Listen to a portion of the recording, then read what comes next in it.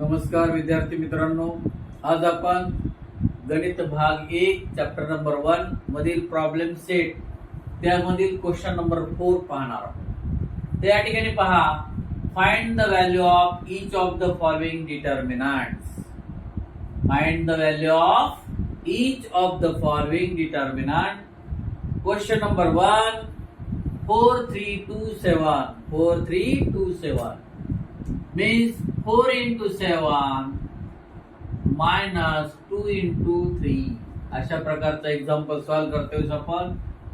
4 into 7 minus 2 into 3 means condition is 4 into 7 means 28 minus 2 into 3 means 6. 28 minus 6. Opposite sign means subtraction. जेव्हा भिन्न चिन्ह असतात तेव्हा वजाबाकी करा.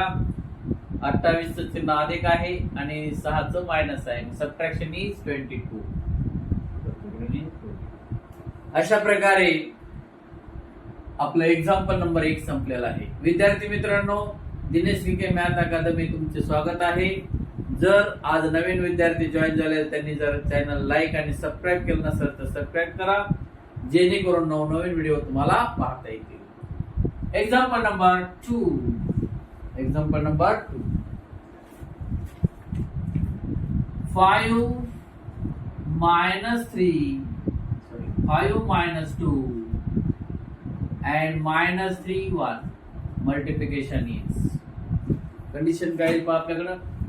5 into 1 minus 3 into minus 2 is equal to 5 into 1 minus 3 into minus 2. Condition is 5 into 1 means 5 minus plus minus just राहील. 2 into 3 means 6. 5 subtract 6 is equal to 1 means minus 1. 5 मधून जर 6 गेला तर 1 राहतो, पण मायनस 1 काय येतो? कारण मोठ्या संख्येचं चिन्ह देतो आपण. काय करतो आपण? मोठ्या संख्येचं चिन्ह देतो. अशा प्रकारे आपण या ठिकाणी पहा, तुम्ही जर या ठिकाणी विचार केला तर 5 subtract minus 6 means minus 1. Example number 2 is finished. Example number 3. In determinant condition असेल आपल्याकडं 3 minus 1 1 4 is equal to 3 into 4 minus 1 into minus 1 into minus 1. Condition is काय ते पहा. 3 into 4 means 12 minus plus 4 त्रिकम 12. हा उणे आणि हा उणे मायनस प्लस झाला. 1 into 1 means 1. 12 plus 1 means 30. 1 plus 1 means 30. अशा प्रकारे आपण एक्झाम्पल नंबर 3 संपविलेला आहे. विद्यार्थी मित्रांनो, यानंतर आपण क्वेश्चन नंबर 5 पाहणार आहोत. Question number 5.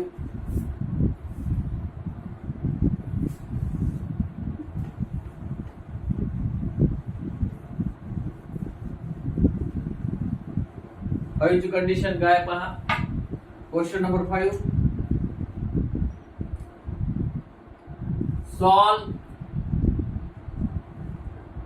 solve the following equation. Solve the following equation by Cramer's method. Solve the following equation by Cramer's method. Example number 1. 6x minus 3y is equal to minus 10.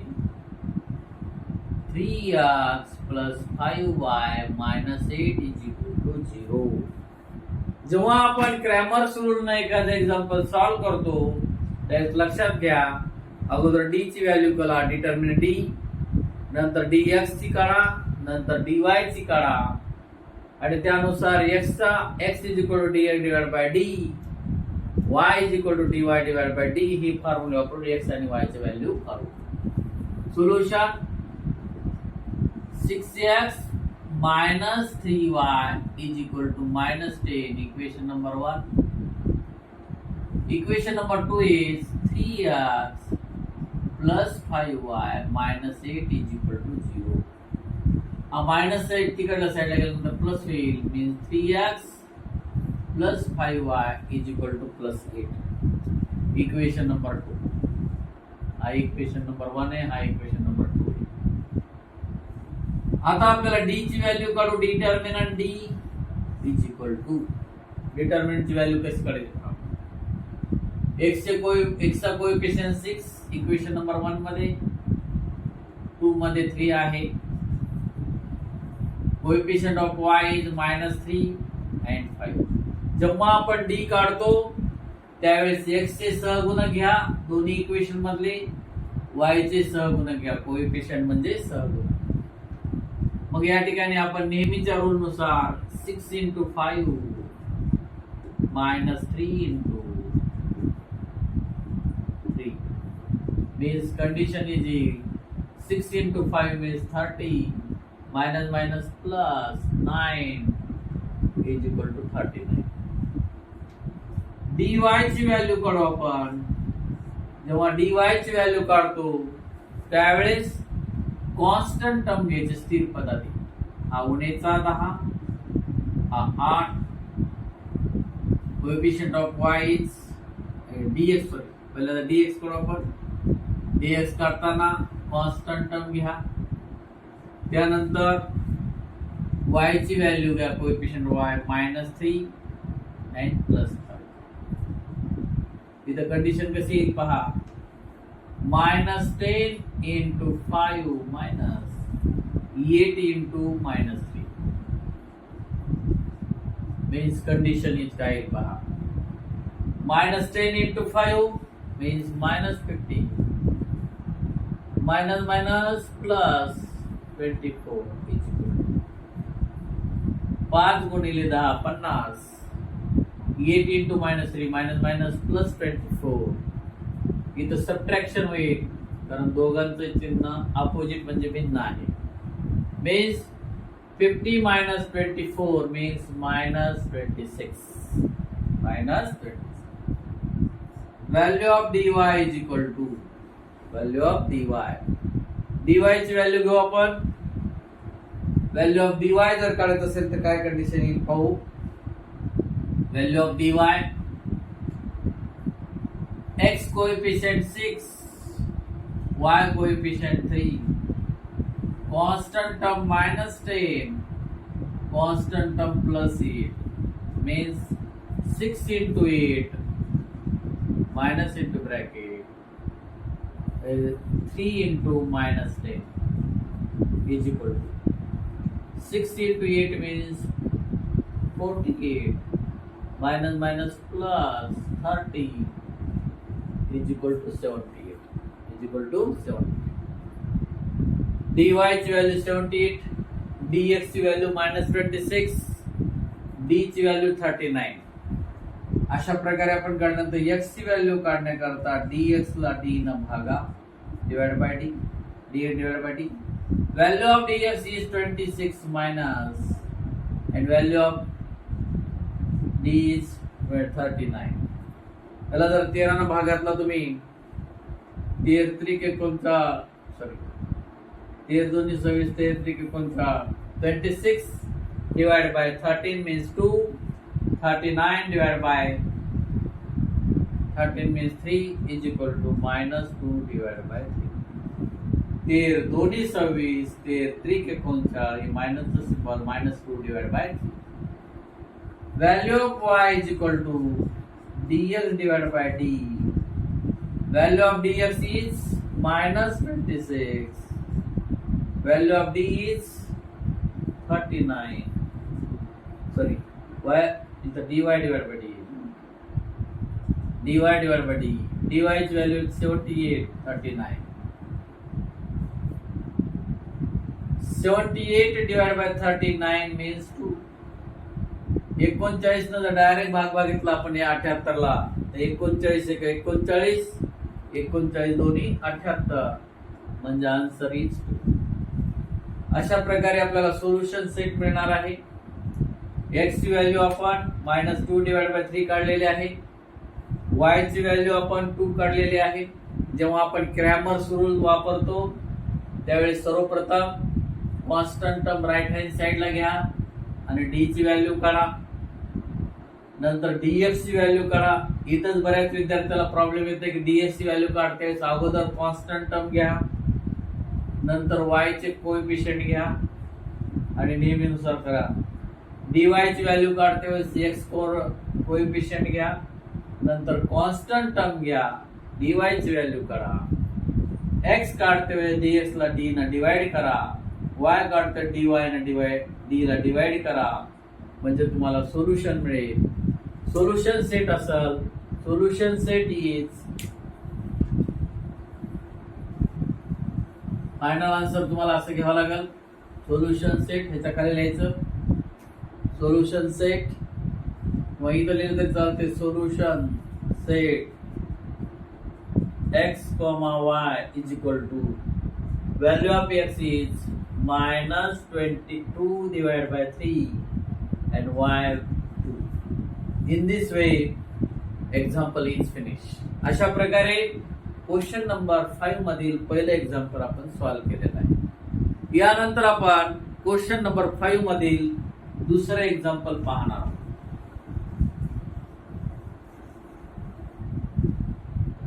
दुसऱ्या example मध्ये आपल्याला असं दिलेलं आहे पहा. Example number 2, 4m - 2n is equal to -4. 4m plus 3n is equal to 16. विद्यार्थी मित्रांनो, दरवर्षी क्रॅमर्स रूलवर एक एक्झाम्पल येत असते परीक्षेला. सर्वप्रथम आपण सोल्युशन घेते वेळेस पहिले इक्वेशन घेऊ. 4m - 2n is equal to -4. याला इक्वेशन 1 देऊ. त्यानंतर इक्वेशन 2 असा असेल आपल्याकडं -4m plus 3n is equal to 16. Equation number 2 येईल. d ची व्हॅल्यू काढायची आपल्याला. डिटर्मिनंट d ची व्हॅल्यू जर काढायची असेल तर आपण अगोदर काय करतो, इथे m चे कोएफिशिएंट घेतो. m चा कोएफिशिएंट -4 हा 4, n चे -2 3 बा.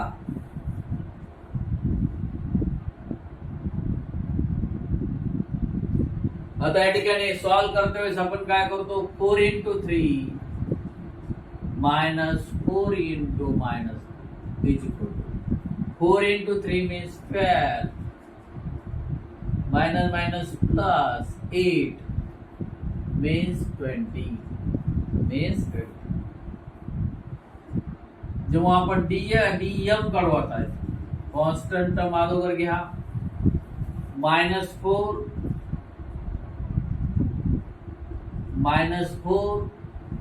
16 आणि व्हॅल्यू घेऊ आपण कॉन्स्टंट टर्म अगोदर यांची value -2 and 3. Condition is -4 × 3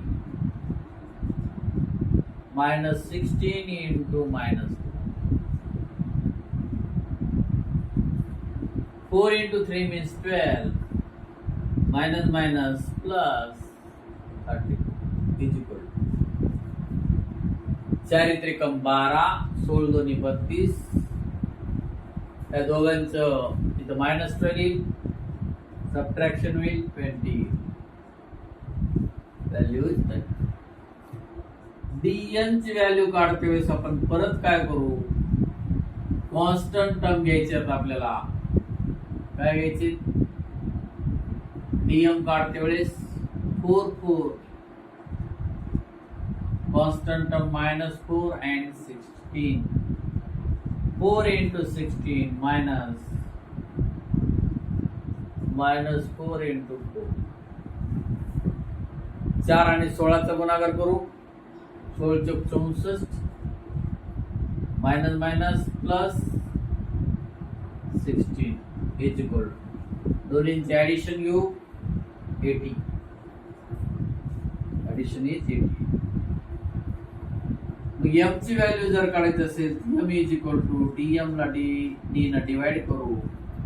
dm ची व्हॅल्यू आपल्याकडे 20 आलेली आहे, d ची व्हॅल्यू 20 आलेली आहे. Answer is 1. n ची व्हॅल्यू काढतोय dn ला d न डिवाइड करू. 80 divided by 20 means 80 divided by 20 means 4. Answer is 4. Solution set m comma n is equal to 1 comma 4. In this way example is finished. अशा प्रकारे example संपलेला आहे.